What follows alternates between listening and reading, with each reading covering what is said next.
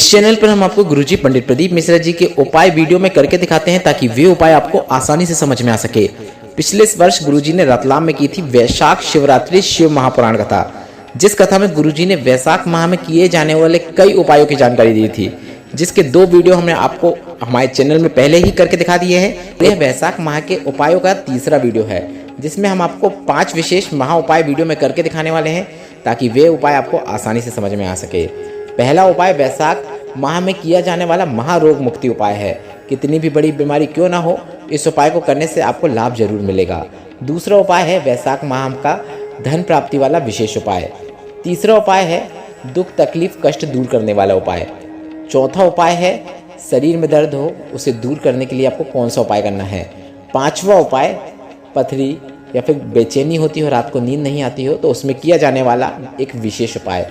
सभी उपाय उपयोगी हैं, हम वीडियो में करके भी दिखाने वाले हैं, इसलिए वीडियो के अंत तक बने रहें ताकि कोई भी उपयोगी जानकारी आपसे ना छूटे। बढ़ते हैं पहले उपाय की ओर। जिनको कोई बड़ा रोग हो गया हो, पेट से जुड़ी हुई समस्या हो, लीवर किडनी जैसी बीमारियां से आप पीड़ित हो गए हो, मतलब आपके लीवर में सूजन हो या किडनी में सूजन हो या फिर पेट में गैस बनती हो, अनपच होता हो, तो आपको यह उपाय करना है। वैशाख माह में आपको वैशाख माह की शिवरात्रि में या फिर प्रदोष में या फिर प्रत्येक सोमवार को आपको यह उपाय करना ही है। ये जो दिन बताया है इनमें आपको उपाय करना ही है। आप एक दिन भी कर देंगे तो पर्याप्त है, पर आप शिवरात्रि, प्रदोष और सोमवार के दिन तो यह उपाय जरूर करें, या फिर आप यह उपाय रोज भी कर सकते हैं।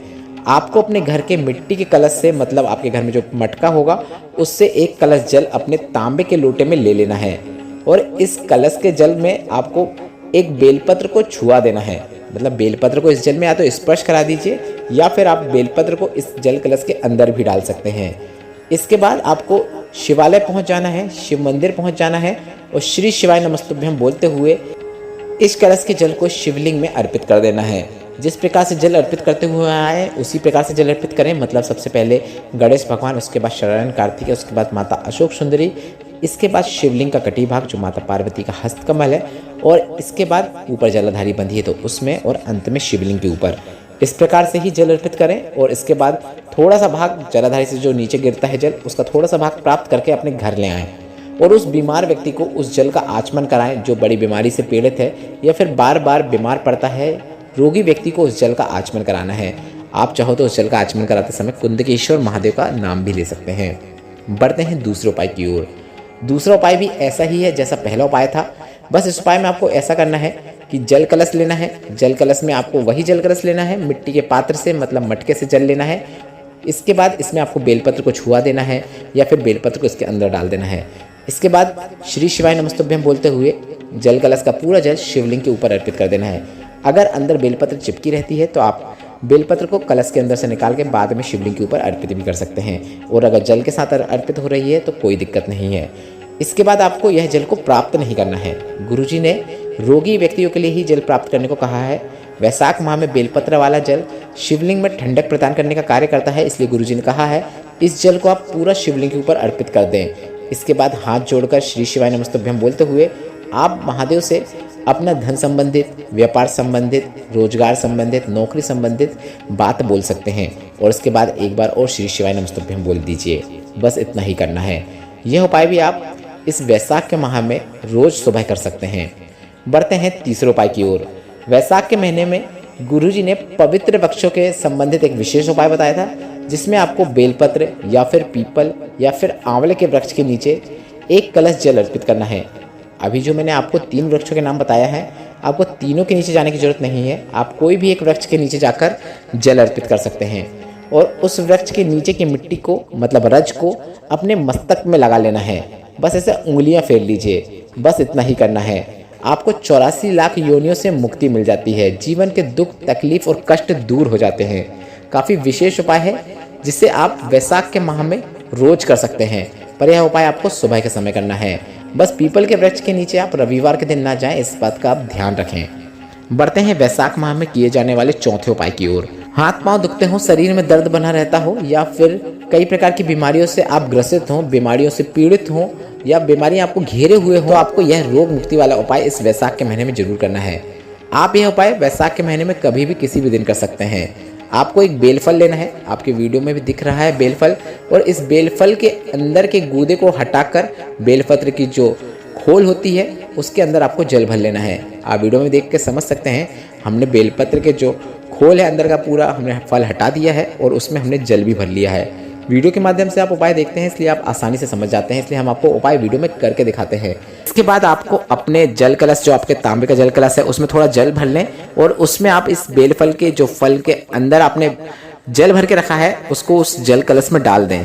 मतलब इससे आपका जो जल कलश का जल है वह भी बेलफल के जल वाला जल हो जाएगा। इसके बाद आपको यह जल शिवलिंग के ऊपर अर्पित करना है। शिवालय जाएं, शिवलिंग के ऊपर जिस प्रकार से जल अर्पित करते आए हैं उस प्रकार से जल अर्पित करें और जलाधारी से जब जल नीचे गिरता है तो वहां से थोड़ा सा भाग प्राप्त करके उस भाग को उस रोगी व्यक्ति को, बीमार व्यक्ति को देना है। कितनी भी बड़ी बीमारी क्यों ना हो, उससे रोग मुक्ति प्राप्त होती है। इस उपाय में आपको एक चीज और करना है, शिवलिंग में जल चढ़ाने के बाद उस जल का तो आचमन करवाना ही है और साथ में आपको एक कलश में जल और भरना है। इसमें भी आपको बेलफल के अंदर पानी भर के, जल भर के उसको कलश में डालने के बाद इसे भी आपको बेलपत्र के पेड़ के नीचे भी अर्पित करवाना है। यह भी आपको इस उपाय के अंतर्गत करना है। गुरुजी ने कहा है यह उपाय आप वैशाख के माह में कभी भी किसी भी दिन कर सकते हैं, पर यह उपाय आपको सुबह के समय ही करना है। बढ़ते हैं वैशाख माह के 5वें और अंतिम उपाय की ओर। रतलाम की वैशाख शिवरात्रि शिव महापुराण कथा में गुरुजी पंडित प्रदीप मिश्रा जी ने एक विशेष उपाय बताया था। पहले आप यह समझ लीजिए कि यह उपाय किन्हें करना है। जिनको रात में नींद नहीं आती हो, पथरी की समस्या हो, बेचैनी होती हो, तो आप यह उपाय कर सकते हैं।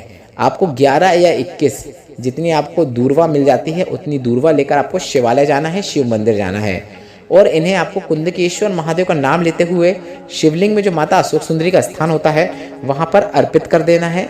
इसके बाद अर्पित करने के बाद हाथ जोड़कर महादेव से विनती करें कि महादेव मैं आपके ही भरोसे हूँ, बीमारी आ गई है, आपको ही दूर करना है। इस प्रकार से निवेदन करें और उस दूर्वा को उठा के ले आएँ।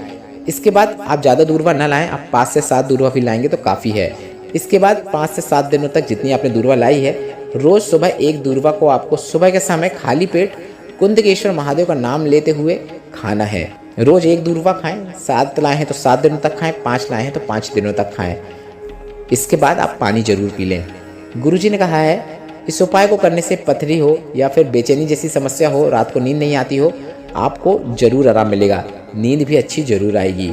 यह उपाय आप वैशाख माह में कभी भी किसी भी दिन कर सकते हैं। वीडियो को और रोचक बनाने के लिए, आपको महादेव से जुड़ी हुई जानकारियों से अवगत कराने के लिए हमने एक प्रश्न श्रृंखला शुरू की है जिसमें हम आपसे एक प्रश्न पूछेंगे जिसका उत्तर हम आपको अगले वीडियो में देंगे। तो इसमें आपको बस कुछ नहीं करना है, हम आपके स्क्रीन में एक प्रश्न दिखा रहे हैं, इस प्रश्न का उत्तर आपको कमेंट में देना है। आज का प्रश्न यह है कि महाशिवरात्रि किस माह में मनाई जाती है। आपके जो विकल्प हैं, विकल्प इस प्रकार हैं: फाल्गुन, चैत्र, वैशाख या फिर सावन। अभी उपाय गुरुजी के बताए हमने आपको आसान भाषा में समझाने की कोशिश की है, पर अगर अभी भी आपके मन में कोई प्रश्न हो तो आप कमेंट के जरिए पूछ सकते हैं। और मेरे द्वारा दी गई यह जानकारी आपको थोड़ी सी भी उपयोगी लगी हो तो वीडियो को लाइक करके कमेंट बॉक्स में हर हर महादेव टाइप करना मत भूलिएगा।